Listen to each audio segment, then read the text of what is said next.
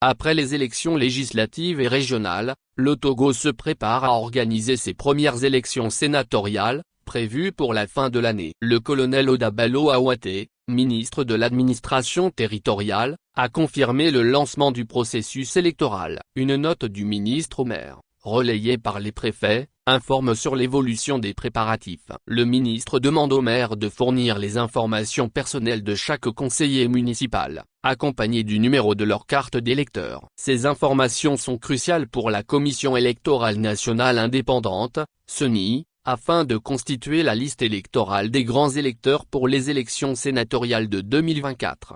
Les informations doivent être soumises avec un formulaire dûment rempli et accompagné d'une photocopie de la carte d'électeur. Les documents doivent être envoyés au ministère au plus tard le vendredi 7 juin. La nouvelle constitution de la République togolaise, en vigueur depuis le 6 mai dernier, attribue un rôle important au Sénat. Pour avancer dans ce processus, les conseillers régionaux élus le 29 avril dernier doivent entrer en fonction. Les gouverneurs doivent être nommés et la première session des conseillers régionaux doit être convoquée. Un collège électoral, composé des conseillers municipaux et régionaux, élira les sénateurs au suffrage indirect. Une loi organique définira les attributions et le nombre de sénateurs. Selon cette loi, 2/3 des sénateurs seront élus par les conseillers régionaux et municipaux, et un tiers sera nommé par le chef de l'État.